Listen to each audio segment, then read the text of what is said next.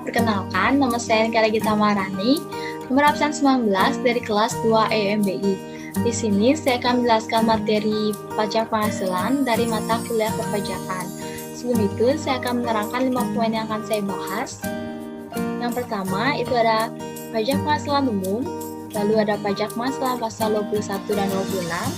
Yang ketiga ada pajak penghasilan pasal 22. Yang keempat ada pajak penghasilan pasal 23, dan yang terakhir pajak penghasilan pasal 24. Sebelum itu, saya akan menjelaskan pengertian dari pajak penghasilan. PPH atau pajak penghasilan adalah pajak yang dikenakan kepada orang pribadi atau badan atas penghasilan yang diterima atau diperoleh dalam suatu tahun pajak.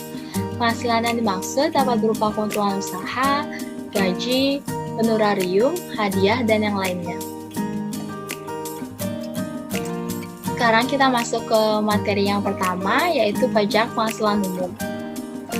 Nah, adapun subjek dari pajak PPH, yang pertama ada orang pribadi, yang kedua ada badan, dapat berupa PT, CV, BUMN, dan yang lainnya.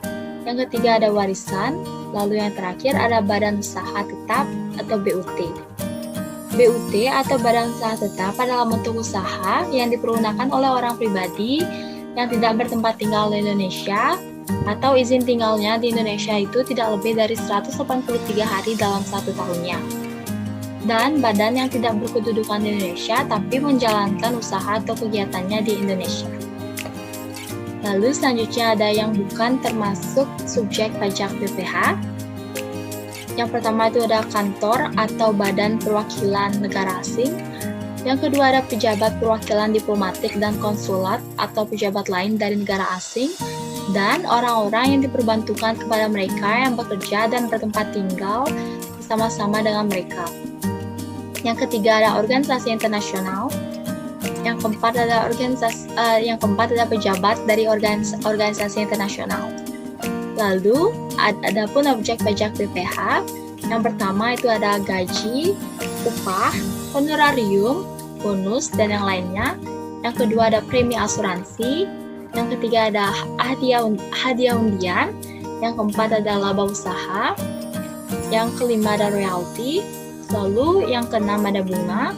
Itu bisa termasuk premium, diskonto, atau imbalan lain yang sehubungan dengan pembalian hutang. Lalu ada sewa dan penghasilan lain sehubungan dengan penggunaan naskah. Dan yang terakhir ada dividen. Dividen dengan nama dalam bentuk apapun termasuk dividen perusahaan asuransi pada pemegang polis dan pembagian sisa hasil koperasi. Nah, adapun yang tidak termasuk objek PPH, yang pertama ada bantuan atau sumbangan termasuk zakat yang diterima lembaga atau badan amil yang sah dan yang diterima oleh yang berhak atau zakat maupun sumbangan keagamaan. Lalu yang kedua ada harta hibahan yang diterima oleh keluarga saudara dalam garis keturunan lurus 1 derajat, badan keagamaan, badan pendidikan, badan sosial termasuk yayasan, koperasi atau orang pribadi yang menjalankan usaha mikro dan kecil. Lalu yang terakhir ada warisan dan yang lainnya. Nah, adapun cara perhitungan PPH umum. Untuk wajib pajak orang pribadi diberikan pengurangan berupa penghasilan tidak kena pajak atau PTKP. Di sini saya menampilkan tabel yang berisi jumlah PTKP dan peruntukan PTKP-nya. Untuk diri wajib pajak sebesar 54 juta. Yang kedua ada untuk tambahan wajib pajak yang sudah menikah atau kawin itu sebesar 4.500.000. Yang ketiga ada untuk tambahan setiap anggota keluarga dari wajib pajak maksimal 3 orang. Dan seorang anak baru dapat menambah jumlah PTKP-nya pada tahun setelah tahun kelahirannya sebesar 4.500.000. Lalu yang terakhir tambahan untuk istri yang penghasilannya digabung dengan penghasilan suami yaitu sebesar 54 juta. Selanjutnya saya akan masuk ke materi yang kedua yaitu pajak penghasilan pasal 21 dan 26. Pasal 21 PPH pasal 21 adalah pemotongan pajak untuk penghasilan dari pekerjaan, jasa, atau kegiatan dengan nama dan dalam bentuk apapun yang diterima atau diperoleh wajib pajak orang pribadi dalam negeri. Adapun wajib pajak PPH pasal 21 yang pertama ada pegawai Yang kedua, ada penerima uang pesangon termasuk ahli warisnya. Yang ketiga, ada bukan pegawai yang menerima penghasilan sehubungan dengan pekerjaan, jasa, atau kegiatan yang dilakukannya. Dan yang terakhir, ada peserta kegiatan yang menerima atau memperoleh penghasilan sehubungan dengan keikutsertaannya dalam suatu kegiatan.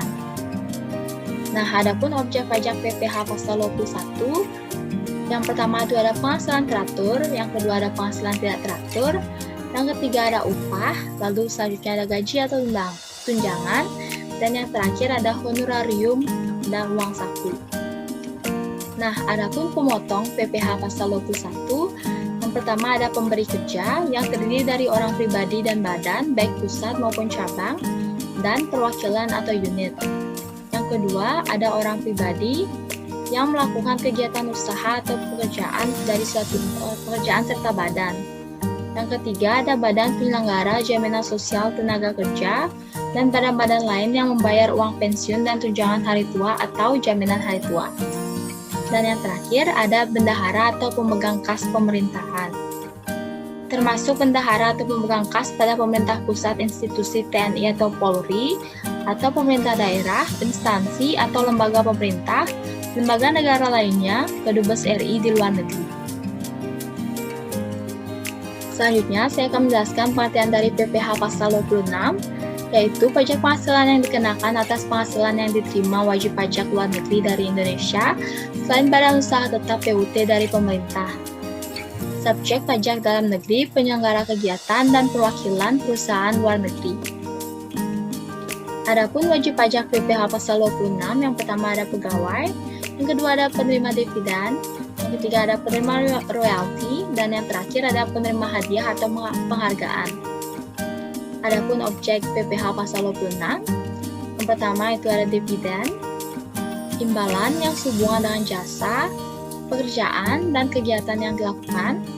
Yang ketiga ada premi swap, dan yang terakhir ada keuntungan karena pembebasan hutang. Nah, adapun pemotong PPh pasal 26, yaitu yang pertama ada pemberi kerja yang terdiri dari orang pribadi dan badan, baik merupakan pusat atau maupun cabang, dan perwakilan atau unit. Yang kedua ada orang pribadi yang melakukan kegiatan usaha atau pekerjaan bebas serta badan. Yang ketiga ada dana pensiun, badan penyelenggara jaminan sosial tenaga, dan badan-badan lain yang membayar uang pensiun lainnya. Dan yang terakhir ada badan usaha tetap atau BUT dan perwakilan perusahaan luar negeri lainnya. Yang ketiga ada pajak penghasilan pasal 22.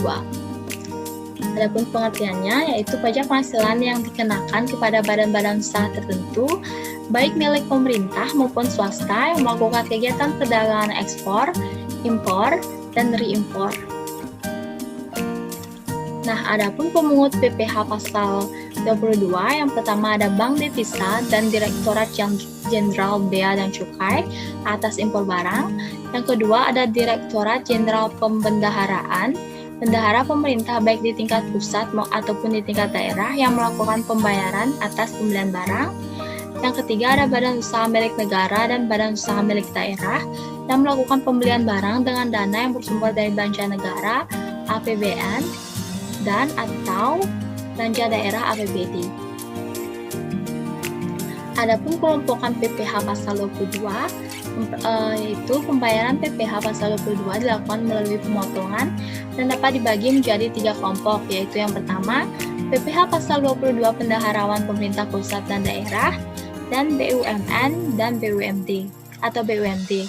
Yang kedua ada PPh pasal 22 impor. Yang ketiga ada PPh pasal 22 yang dipungut badan-badan tertentu, baik badan pemerintah maupun swasta, berkenaan penyerahan hasil produksi dalam negeri. Selanjutnya, adapun objek pajak PPh pasal 22, yang pertama itu ada impor barang, lalu ada pembayaran atas pembelian barang yang dilakukan oleh BUMN atau BUMD yang dananya dari belanja negara atau belanja daerah. Lalu yang ketiga ada pembayaran atas pembelian barang yang dilakukan oleh Direktorat Jenderal Anggaran, bendaharawan pemerintah baik di tingkat pusat atau daerah.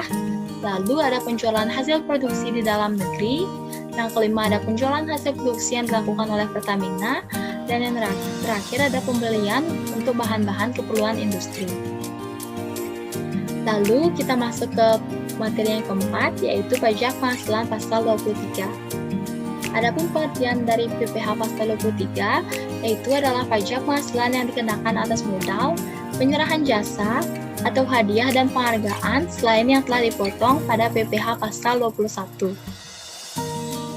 Adapun objek pajak PPh pasal 23, yang pertama ada royalti, yang kedua ada hadiah dan penghargaan, yaitu yang selain yang dipotong di PPh 21. Yang ketiga ada bunga, termasuk premium, diskonto, dan imbalan sehubungan dengan jaminan pengembalian pengembalian hutang.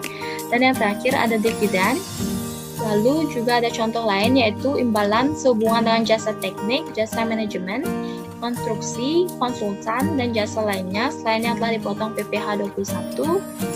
Lalu ada tambahan lagi, yaitu sewa dan penghasilan lain sehubungan dengan penggunaan harta selain sewa atas tanah atau bangunan.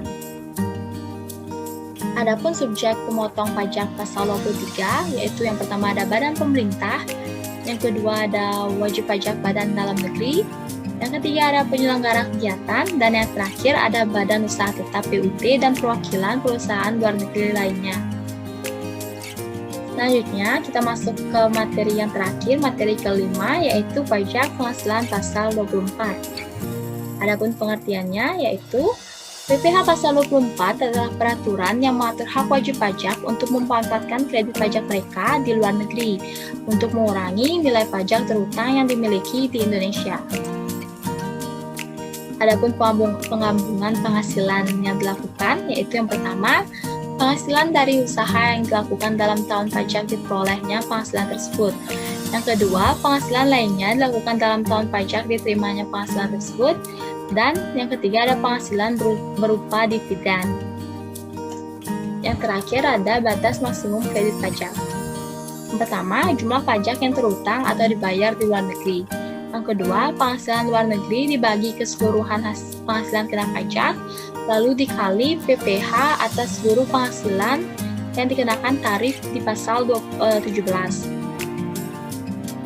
Yang ketiga, ada jumlah pajak yang terutang untuk seluruh PKP. Dalam hal PKP adalah lebih kecil daripada penghasilannya di luar negeri, penghasilan luar negeri. Sekian materi yang sempat bisa saya sampaikan. Atas perhatiannya, saya ucapkan terima kasih.